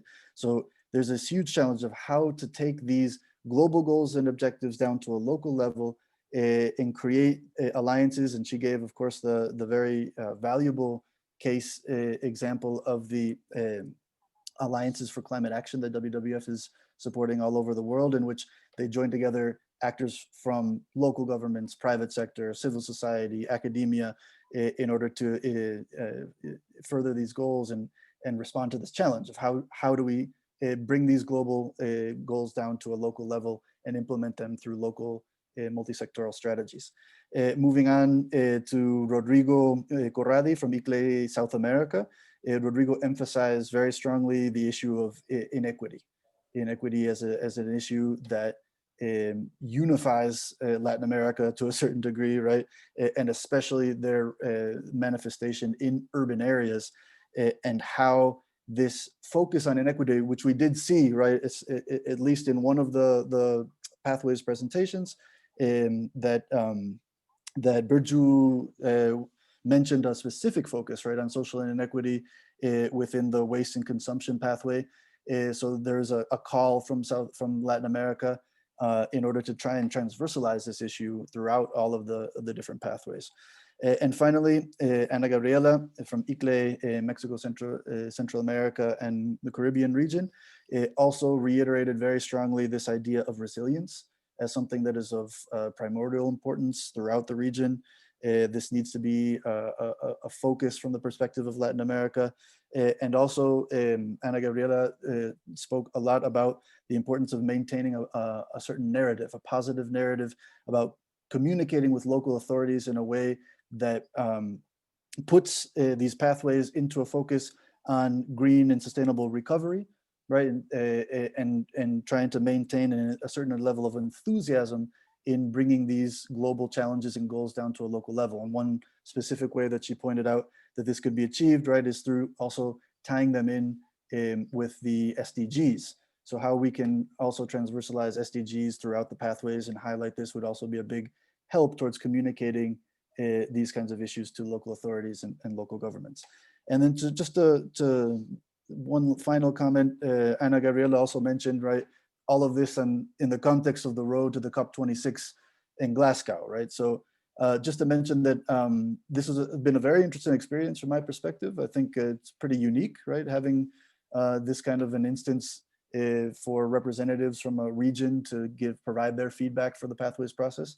And I think this would definitely be a valuable experience to replicate in other moments in time from now on to the COP26, not only for Latin America, but also thinking in other regions throughout the world that could possibly, will definitely have very valuable feedback to provide on this process. So I'd like to thank you, Yunus and ICLE, for organizing this event, and all of our panelists and participants for following along on this road to Glasgow. And from the COP25 presidency, we'll definitely continue to engage and to work with all of our partners in order to assure that we get to this multi-level action COP26 in Glasgow. So thank you much, and I'll pass it to you, Yunus. Well, Jordan, it's truly appreciated. And first of all, thanks to all colleagues from the region joining this and sharing your experience. As you have seen, it's a privilege for all of us to have this first exercise. And there are a lot of lessons learned, I guess, both from the partners of the pathways, and I guess also from you as from the regional representatives. And definitely we have to take more into account how we can materialize this. One thing that comes to my mind actually is that maybe we can continue, because what was presented by Ramiro at the beginning of the session, that those pathways will be officially presented next month, but these will be living documents, so that that you can think about it, taking certain extracts or certain parts of it, and then reflect into your national or urban and urban plans and programs, so that we go in more in the details of it, and then we bring back the results. For example, the next daring cities in 2021, hopefully before Glasgow, so that we can make the linkage from now until what is the changing, what is the added value, what are the things that we can reflect, and then make sure that this is providing an added value. And maybe another point, tomorrow we will have 2 plenaries on greening, recovery and redesign, both in the morning of German time and both in the evening of afternoon of German time, which will be the morning in Latin America, especially in the Latin American context. We will have a discussion from Jeff. We will hear from Japanese Minister of Environment, from the region of Abura, from Medellin. They will also be contributing, so that let's try to connect to these discussions to other areas.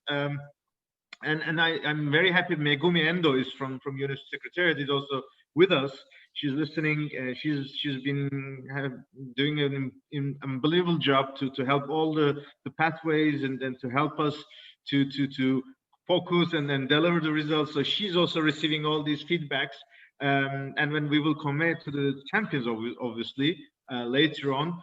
I mean, I do not want to open the floor again to all the colleagues because of the time limitations, but I think I encourage all of you to take notes of your experiences and share with us with Megumi and champions, so that let's not think that this is the end, but in fact, just kick off a process, obviously within the limits of our capacities. But obviously, I think there is an appetite that everybody wants to make use of this unique experience, that what other things we can think that we cannot do on our own. That is, I think, the biggest question we have to ask ourselves. What will be the benefit of this process to reach to something that otherwise we will never do it on our own, neither as a network, or neither as a business, or neither as a national government, so that we put this on the table and make sure that this is done or put into action. And maybe we can go back to Chile, so that in the NDC implementation, some of those from the pathways, maybe Chile can also be again a leader in extracting some of them and reflecting and show it in Chile, how they could reflect and then they put into practice. That could be something that we can really be very, very excited to see and test maybe. And that could be one of the practice that comes out from Latin America, how to materialize this kind of thing. And by COP, Chile can show that, yes, I'm not necessarily bringing a new third, but a second NDC plus, which shows some of those pathways being implemented in Chilean context. Maybe, I mean, that could be something that we can all think about. I'd like to thank you all, also the attendees who have been watching us and participating, also Q&A sessions. There are several questions that came up in terms of the links. Just all the presentations, we look forward to our colleagues to send to us so that we upload in the daringcities.org.